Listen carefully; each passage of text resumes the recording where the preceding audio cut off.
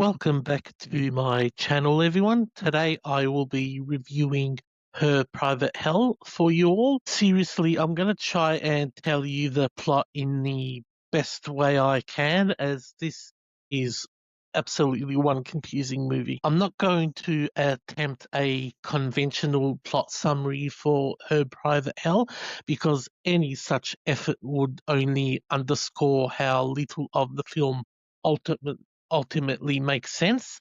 What can reasonably, be said is that it involves a group of women, persistent fog, a killer at large, and impeccable Japanese character who materializes with no apparent connection to the central characters, and intimate sequences of stylized kung fu violence by brutal Japanese gangsters, and also has some brutal gore and kung fu action thrown in. Sorry, beyond those scattered elements, the story resists coherent description because it makes absolutely no fucking sense. Coming from the same director of The Neon Demon and Only God Forgives, audiences are prepared for a deliberate rejection of traditional narrative structure. The director has long favored mood, texture, and carefully composed images over conventional plotting. Even by that standard, however, Her Private Hell stands as the most confounding and least disciplined of his recent works, where earlier films at least maintained a hypnotic internal logic. This one feels increasingly untethered. To the film's credit, the film opens with genuine promise. The first 30 minutes establishes an intriguing atmosphere and also introduce characters who feel worth following. The director command of visual style remains undiminished. Saturated neon pinks and electric blues dominate the frame, creating a striking neon noir aesthetic that is frequently gorgeous to look at as well. The lighting, production design, and it's also carefully framed compositions deliver the kind of sensory pleasure that has always been central to this filmmaker.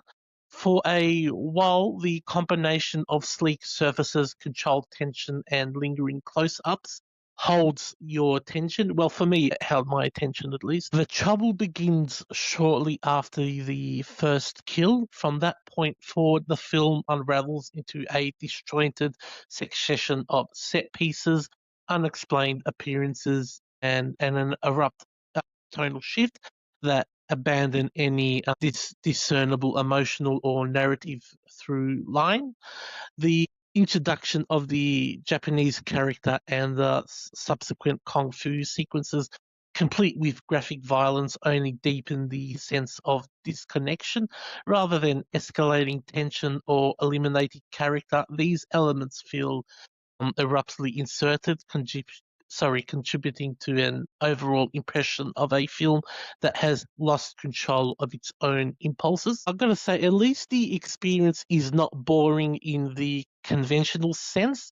The images continue to dazzle, and individual moments retain a certain hypnotic quality. Yet sustained investment becomes nearly impossible once the film sheds any pretense of coherence.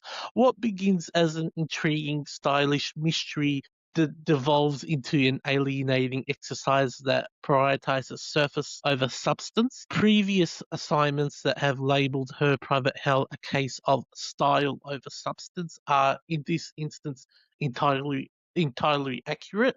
It's a visually seductive object that ultimately offers little of lasting meaning or emotional resonance beneath its luminous exterior. So my rating for this, I rate it somewhat higher than most of the reviews I've seen about this movie.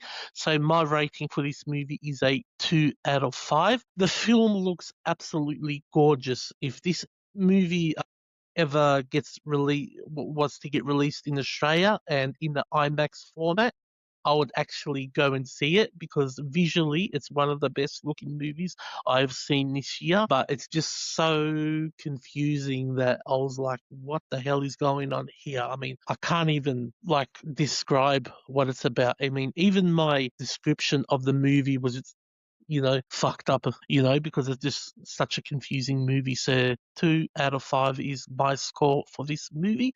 If you like this sort of content, don't forget to subscribe to my YouTube channel for more upcoming horror movie and also non-horror movie reviews in the future. Peace.